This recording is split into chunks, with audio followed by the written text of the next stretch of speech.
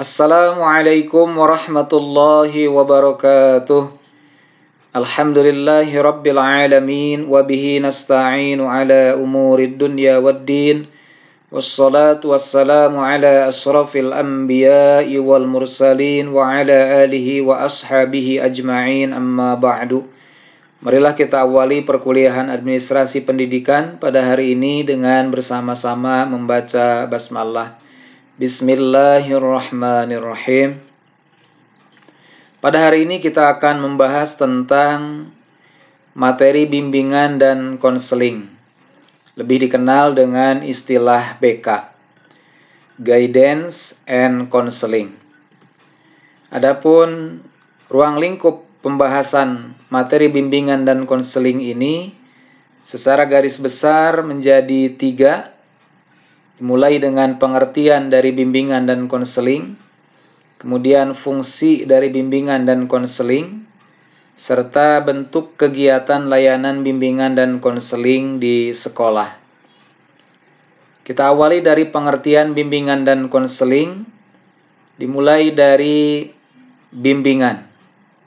Bahwa kata bimbingan atau guidance berasal dari kata kerja to guide, yang berarti menunjukkan, membimbing, menuntun, membantu.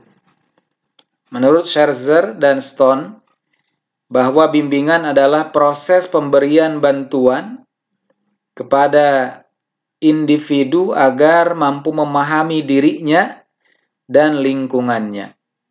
Ya, jadi di sini adalah bimbingan sebagai proses pemberian bantuan kepada individu sehingga individu tersebut mampu memahami dirinya sendiri dan juga memahami lingkungan sosialnya. Adapun dalam istilah yang terkait dengan pengertian bimbingan ini, ada yang memberikan definisinya bahwa guidance is assistance to an individual of any age to help him manage his own life activities, develop his own point of view, make his own decisions, and carry his own burdens. Bahwa bimbingan adalah bantuan kepada seorang individu dari segala jenis usia untuk dapat membantunya bagaimana mengatur kehidupan atau aktivitas kegiatan kehidupan dirinya sendiri, kemudian juga mengembangkan sudut pandang dirinya sendiri, kemudian membuat keputusan atau pengambilan keputusan dirinya sendiri, dan juga dirinya mampu untuk menanggung beban yang ada pada diri sendiri. Jadi fokusnya yang dibimbing itu adalah yang menyelesaikan permasalahannya sendiri dengan segala yang dimilikinya. Fungsi pembimbingan hanya sifatnya memberikan bantuan. Sehingga bisa kita pahami juga bahwa bimbingan adalah pemberian bantuan kepada individu secara berkesinambungan agar dapat memahami dirinya sendiri. Nah, ini kata kuncinya. Jadi bimbingan itu adalah pemberian bantuan kepada individu sehingga mereka mampu memahami dirinya sendiri. Dan ketika sudah mampu memahami dirinya sendiri, maka akan menjadikannya sanggup untuk bisa mengarahkan dirinya dan bertindak sesuai dengan apa yang ada pada kemampuannya, sesuai dengan tuntutan atau keadaan baik yang ada di lingkungan terdekatnya, di lingkungan sekolah, keluarga, masyarakat, dan bahkan kehidupannya pada umumnya. Nah, jadi ada di bagian penting ini di proses bimbingan. Jadi hanya memberikan bantuan kepada individu sehingga diri individu itu memahami dirinya sendiri dan bisa menyelesaikan segala problematika yang dihadapinya sendiri. Nah, adapun dengan kata lain, ketika kita pahami dengan bimbingan yang di sekolah, maka bimbingan adalah membantu individu peserta didik untuk mencapai perkembangan dirinya secara optimal. Nah, ini adalah proses bimbingan atau pengertian bimbingan. Adapun pengertian konseling adalah upaya bantuan yang dilakukan dengan 4 mata atau tatap muka antara konselor yang memberi konseling dan konseli atau yang melakukan atau yang diberikan konseling, sehingga konseli tersebut akan memperoleh konsep diri dan kepercayaan dirinya dalam memecahkan masalahnya. Nah, ini adalah konseling. Jadi konseling itu adalah ada kesamaan dengan pengertian bimbingan dalam hal pemberian bantuan. Hanya dalam konseling itu lebih bersifat privasi. Ya, di sini didefinisikan dengan 4 mata. Jadi dengan kata lain, konseling adalah hubungan bantuannya dilakukan secara pribadi antara konseli yang diberikan konseling dan konselor atau yang memberi konseling. Di mana konseli di sini, ya konselinya dibantu untuk memahami dirinya sendiri, keadaannya sekarang dan kemungkinannya sampai dengan masa yang akan datang. Nah, ini adalah gambaran dari proses konseling. Makanya bimbingan dan konseling ini tidak dipisahkan. Jadi kalau tadi bimbingan adalah proses bantuan yang diberikan untuk memberikan pemahaman atau katakanlah diri yang dibantu itu akan menjadi mampu untuk menyelesaikan permasalahannya, dan kalau secara prosesnya upaya bantuan itu bisa diberikan secara privasi, maka menjadi bagian konseling dalam proses bantuannya. Nah, pengertian konseling dengan bahasa yang lain adalah sebagai upaya membantu individu melalui proses interaksi yang bersifat pribadi. Nah, ini kata kuncinya. Jadi bimbingannya kalau tadi sifatnya umum, nah ketika konseling maka bantuan yang diberikan itu adalah bersifat pribadi, yaitu antara konselor dengan konselinya. Sehingga konseli dengan proses yang diberikan dalam konselingnya akan dapat memahami diri dan lingkungannya. Ya, jadi kalau dari pengertian dasarnya sama dengan bimbingan. Dan dengan proses pemahaman diri dan lingkungannya ini akan menjadikannya mampu membuat keputusan dan bahkan menentukan tujuan berdasarkan nilai yang diyakininya. Ya, jadi bisa bersifat masa depan atau waktu yang akan datang. Nah, itu adalah konseling. Jadi lebih ke arah prosesnya yang bersifat pribadi. Nah, sehingga kalau kita satukan dengan istilah bimbingan dan konseling atau BK, berarti serangkaian kegiatan yang berupa bantuan oleh konselor, ya, oleh pembimbing dalam bahasa bimbingannya, kepada konseli atau peserta didik, dengan memberikan pengetahuan. Nah, di sini memberikan pengetahuan atau pemahaman, wawasan, sehingga mereka mampu mengatasi permasalahannya sendiri. Ya, dan ini dilakukan secara kontinu dan sistematis. Jadi proses pemberian bantuannya adalah secara berkesinambungan dalam bahasa yang lain. Adapun menurut Permendikbud nomor 111 tahun 2014 tentang bimbingan dan konseling di satuan pendidikan dasar dan pendidikan menengah, didefinisikan bahwa bimbingan dan konseling atau BK adalah upaya sistematis, objektif, logis, berkelanjutan, dan terprogram. Nah, ini yang menjadi asas-asas ya dalam bimbingan dan konseling, yang mana semua upaya ini dilakukan oleh konselor, yaitu guru BK, ya, untuk memfasilitasi perkembangan peserta didik sebagai konselinya sehingga mencapai kemandirian dalam kehidupannya. Nah, di sini adalah upaya bantuan yang diberikan oleh konselor atau guru BK itu merupakan upaya yang sistematis, objektif, logis, berkelanjutan, dan terprogram. Jadi punya 5 karakteristik termasuk dalam kategori bimbingan dan konseling.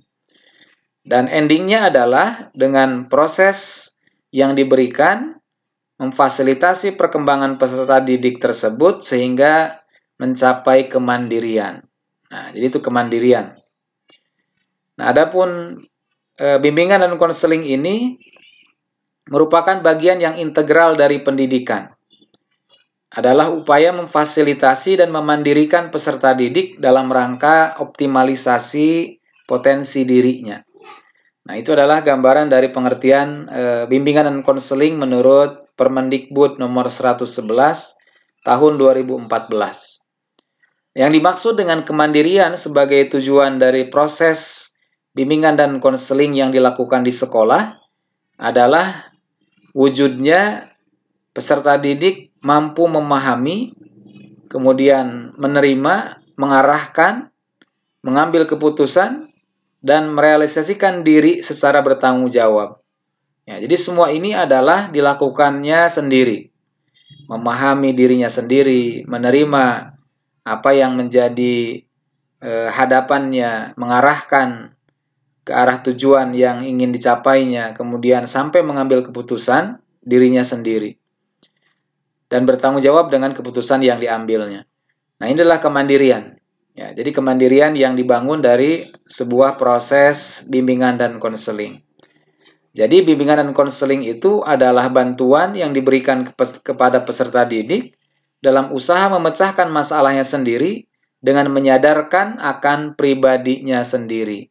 Jadi mengenalkan, menyadarkan potensi yang ada pada peserta didik tersebut, baik itu bakatnya, minatnya, kemampuannya, dan lain sebagainya. Yang ini dilakukan oleh konselor atau guru BK dalam hal ini. Nah, sehingga bisa ditegaskan di sini bahwa bimbingan dan konseling dalam prosesnya bukanlah pemberian arah atau tujuan yang sudah ditentukan oleh konselor. Jadi tidak dibenarkan ketika proses bimbingan dan konseling, konselor mengarahkan dengan keinginan dirinya kepada peserta didik. Tapi justru hanya memberikan bantuan sehingga peserta didik mampu mengarahkan dirinya sendiri. Jadi bukan bersifat memaksakan, baik pandangannya dari konselor ataupun bahkan pengambilan keputusan konselor.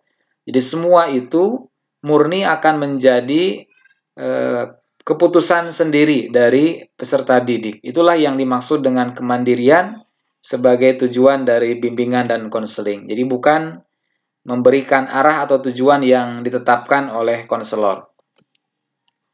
Nah, sehingga nanti dalam prosesnya layanan bimbingan dan konseling ini ada yang dilakukan secara langsung dengan tatap muka dan juga ada yang tidak langsung melalui media tertentu. Terlebih di zaman sekarang dengan kecanggihan teknologi, maka itu bisa menjadi fasilitas dalam memberikan layanan bimbingan dan konseling.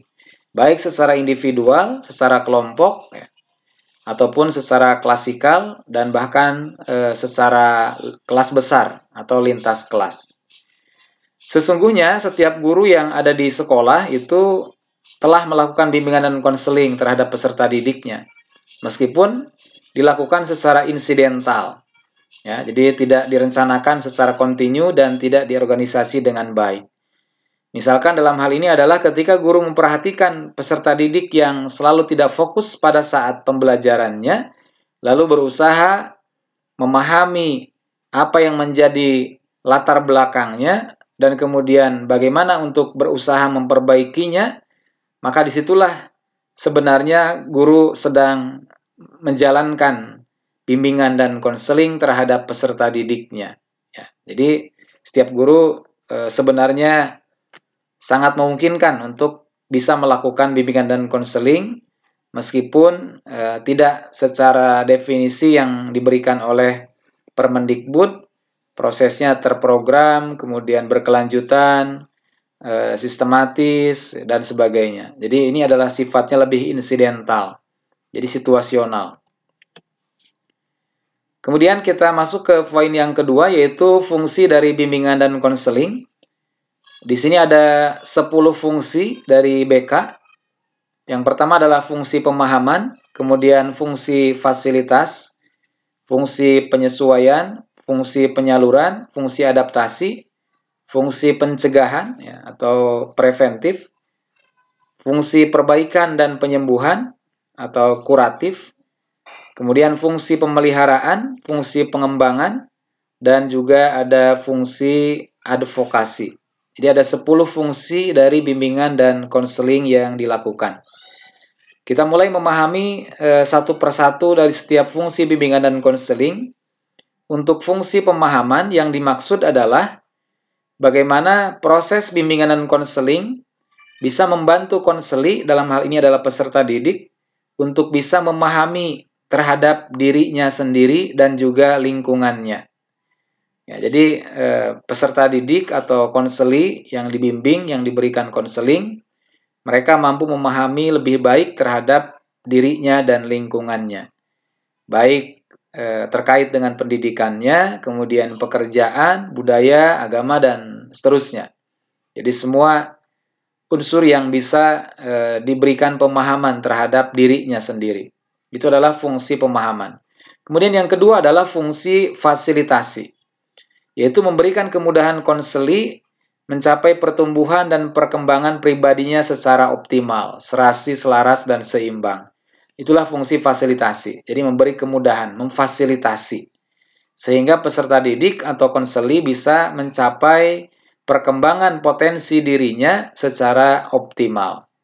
Kemudian fungsi yang ketiga adalah fungsi penyesuaian, yaitu membantu konseli menyesuaikan dirinya dengan apa yang ada pada dirinya dan juga lingkungannya secara dinamis dan konstruktif. Ya, jadi tidak statis ya. Akan selalu dinamis sesuai dengan perkembangan yang ada dan juga konstruktif. Jadi selalu berpikir untuk memperbaiki ya, tidak bersifat destruktif. Kemudian penyaluran, yaitu membantu konseli merencanakan pendidikannya, pekerjaan, dan karir masa depannya, tentunya disesuaikan dengan potensi dirinya, minat dan bakatnya, dan hal-hal lain yang ada pada kepribadiannya. Itu adalah fungsi dari bimbingan dan konseling terkait fungsi penyaluran. Atau dilengkapnya adalah penempatan dan penyaluran.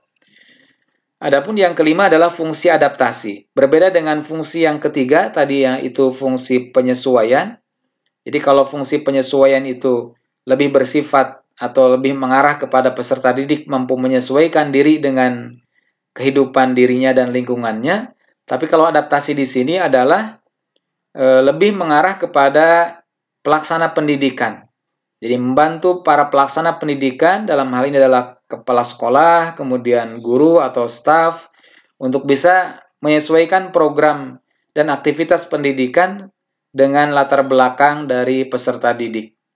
Ya, nah itu adalah adaptasi. Jadi adaptasi lebih objeknya adalah lebih ke pelaksana pendidikan. Ya, jadi bagaimana bisa membantu para pelaksana pendidikan sehingga bisa menyesuaikan diri dengan latar belakang dari peserta didiknya. Itu adalah adaptasi yang dimaksud. Kemudian adalah fungsi pencegahan, ya, preventif, yaitu membantu konseli atau peserta didik untuk mengantisipasi berbagai kemungkinan timbulnya masalah dan berupaya untuk mencegahnya. Ya, karena kalau dalam istilah peribahasa itu mencegah lebih baik daripada mengobati. Ya, jadi lebih baik melakukan fungsi pencegahan sebelum nanti fungsi ke penyembuhan. Jadi membantu untuk mengantisipasi sifatnya sehingga tidak terjadi atau timbulnya masalah. Kemudian fungsi yang ketujuh adalah fungsi perbaikan dan penyembuhan. Nah, ini adalah yang bersifat kuratif. Jadi pada saat konseli mempunyai masalah, maka fungsi bimbingan dan konseling ini adalah membantu konseli dalam menyelesaikan masalahnya. Memperbaiki kekeliruan berpikirnya, kemudian kekeliruan atau hal-hal yang kurang baik yang dimiliki oleh konseli, ya, sehingga bisa bertindak lebih produktif, ya, dan juga normatif. Nah, adapun fungsi yang kedelapan adalah fungsi pemeliharaan. Yang dimaksud adalah membantu konseli menjaga kondisi pribadinya untuk tetap sehat, untuk normal, sesuai dengan perkembangan masanya, dan juga mempertahankan situasi yang kondusif. Nah, itu adalah pemeliharaan. Jadi lebih bersifat memelihara kondisi supaya tetap baik, tetap normal. Kemudian yang ke-9 adalah fungsi pengembangan. Menciptakan lingkungan belajar yang kondusif melalui pembangunan jejaring kolaboratif. Jadi bagaimana bisa lebih mengembangkan potensi diri yang ada pada peserta didik dengan menciptakan lingkungan belajar yang kondusif. Kemudian yang terakhir adalah fungsi advokasi, yaitu membantu konseli ketika mengalami hal-hal yang sifatnya diskriminatif untuk bisa dibela hak-haknya. Jadi pada saat ada yang mungkin dibully atau diberikan perlakuan hal-hal yang diskriminatif baik oleh teman-temannya ataupun mungkin oleh gurunya yang lain, maka disinilah fungsi advokasi bisa dilakukan sebagai fungsi bimbingan dan konseling. Nah, itu adalah 10 fungsi bimbingan dan konseling, dan yang terakhir adalah bentuk layanan bimbingan dan konseling. Adapun bentuk layanan bimbingan dan konseling atau jenis layanan dan bimbingan dan konseling ini dalam pelaksanaannya itu harus sesuai dengan 4 komponen bidang bimbingan. Ya, yang kita sangat familiar dengan 4 bidang bimbingan ini, dimulai dengan bimbingan pribadi, bimbingan sosial, belajar, dan juga bimbingan karir. Adapun bentuk layanannya nanti ada 9 bentuk, dimulai dengan layanan orientasi, layanan informasi, layanan konten atau penguasaan konten, layanan penempatan dan penyaluran, layanan konseling perorangan, kemudian bimbingan kelompok, konseling kelompok, layanan konsultasi, dan juga mediasi. Yang pertama adalah layanan orientasi. Layanan orientasi ini adalah berupa layanan kepada konseli atau peserta didik agar bisa memahami lingkungan yang baru. Ya, jadi ketika masa yang kita kenal dengan masa orientasi peserta didik, MOPD, atau dalam istilah lain disebutnya MPLS, masa pengenalan lingkungan sekolah. Maka inilah yang disebut dengan layanan orientasi. Ya, jadi bagaimana peserta didik memahami lingkungannya yang baru, terutama lingkungan sekolah dan objek-objek yang akan dipelajari selama di sekolah tersebut. Maka hal ini sekurang-kurangnya bisa diberikan 2 kali dalam 1 tahun, yaitu di setiap awal semester. Meskipun dalam kegiatan secara formal yang bersifat lintas kelas atau dalam kelas besar mungkin hanya pada saat di awal tahun masuk, yaitu selama sekolah mungkin hanya 1 kali. Tapi pada prinsipnya layanan ini bisa dilakukan per 2 kali dalam 1 tahun, yaitu pada saat awal semester, maka setiap guru dalam hal ini bisa memberikan layanan bimbingan dan konseling dalam bentuk mengenalkan objek-objek yang akan dipelajari. Atau kalau dalam bahasa di sekolah itu disebut dengan program semester. Jadi bagaimana materi-materi yang akan dipelajari selama 1 semester, kemudian penugasannya apa saja, penilaiannya bagaimana. Nah, ini adalah gambaran dari layanan bimbingan dan konseling dalam bentuk layanan orientasi. Tujuannya adalah agar peserta didik dapat beradaptasi dan menyesuaikan diri. Maka di sini fungsi yang terkait dengan layanan BK dalam hal orientasi adalah fungsi pemahaman dan pencegahan. Jadi mereka mempunyai pemahaman terhadap diri dan lingkungannya, dan juga bisa mencegah dari hal-hal yang menimbulkan permasalahan. Yang kedua adalah layanan informasi. Layanan informasi adalah layanan peserta didik untuk bisa menerima dan memahami berbagai macam informasi yang ada di sekolah atau bahkan di luar sekolah. Meliputi informasi tentang belajar, bagaimana proses kurikulum berjalan, kemudian terkait dengan kebijakan-kebijakan yang ada di sekolah tersebut, kemudian tata tertib, pergaulan, termasuk bahkan karir dan sampai pendidikan lanjutan. Itu adalah layanan informasi. Jadi dibuka informasi yang objektif ya, tentang bagaimana ketika misalkan mau melanjutkan sekolah, maka digambarkan secara jelas dari setiap yang mungkin sesuai dengan potensi dirinya. Tujuannya adalah dari layanan informasi ini agar peserta didik dapat mengambil keputusan secara tepat. Jadi dengan informasi yang akurat, yang tepat, maka akan berakibat pengambilan keputusan juga bisa sesuai atau tepat. Nah, tentunya disesuaikan dengan tadi dalam 4 komponen bidang garapan dalam bimbingan, yaitu pribadi, sosial, belajar, maupun juga karir. Nah, itu adalah semuanya diberikan informasi yang sesuai atau yang sebenarnya. Nah, maka fungsinya sama, yaitu untuk pencegahan dan pemahaman. Kemudian yang ketiga adalah layanan penguasaan konten. Dalam hal ini, layanan peserta didik untuk mengembangkan sikap dan kebiasaan belajar.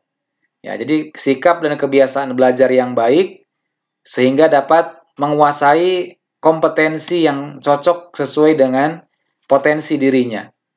Ya, jadi sesuai dengan minat dan bakatnya. Maka ini adalah dalam rangka optimalisasi. Berarti fungsinya adalah fungsi pengembangan. Tujuannya adalah agar dapat mengembangkan sikap dan juga kebiasaan belajar yang baik. Nah, itu adalah fungsi dari layanan penguasaan konten sebagai bentuk layanan yang ketiga. Kemudian bentuk layanan yang keempat adalah layanan penempatan dan penyaluran. Maka tadi sudah disampaikan ada fungsi di dalamnya adalah fungsi penyaluran. Layanan dalam hal ini adalah peserta didik memperoleh penempatan dan penyaluran di dalam kelas.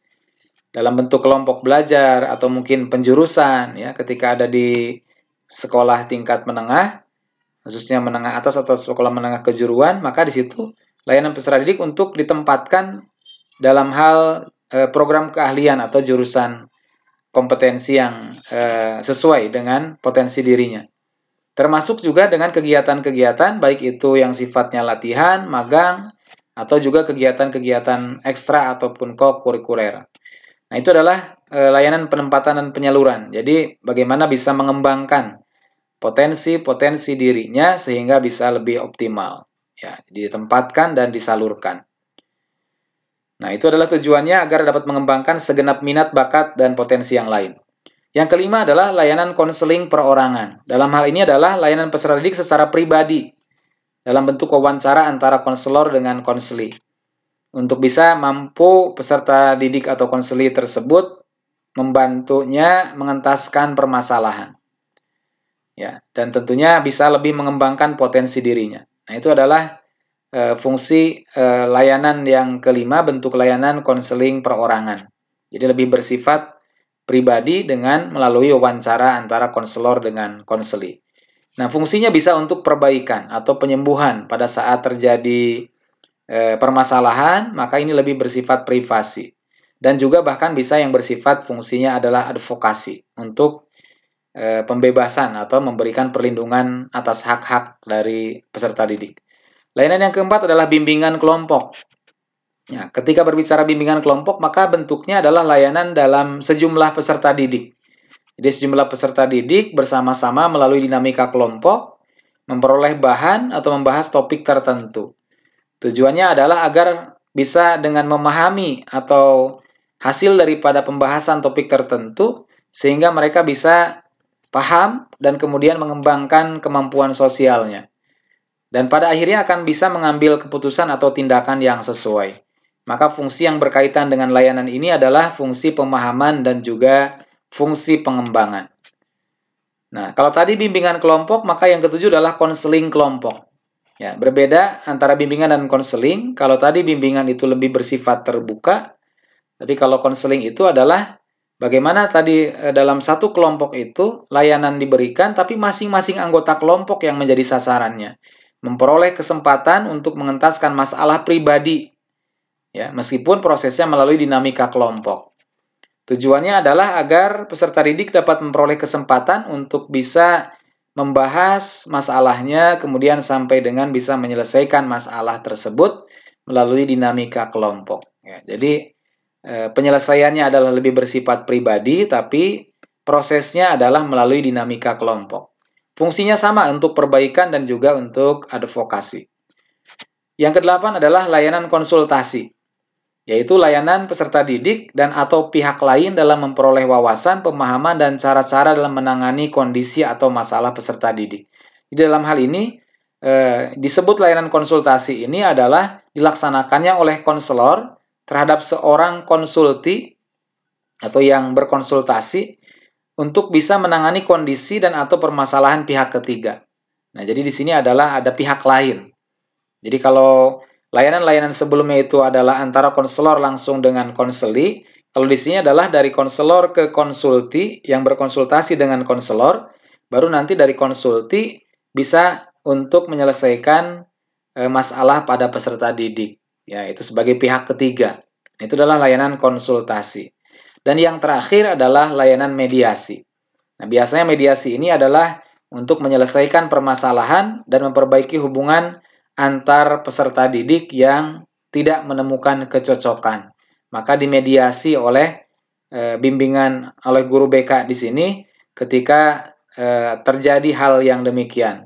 Jadi apabila ada dua orang atau lebih yang sedang dalam keadaan saling tidak menemukan kecocokan, ada pertentangan atau ada situasi yang tidak harmonis, maka dengan mediasi ini akan bisa menjadikan kondisi hubungan kembali kondusif ya, dengan hubungan yang baik di antara klien yang bertikai atau yang berselisih. Itulah layanan mediasi. Jadi memberikan mediasi sebagai penyelesai masalah di antara dua orang atau lebih peserta didik yang mempunyai hubungan kurang baik atau bermasalah. Demikian bentuk layanan bimbingan dan konseling. Terima kasih, mudah-mudahan bisa bermanfaat. Billahi taufik wal hidayah. Wassalamualaikum warahmatullahi wabarakatuh.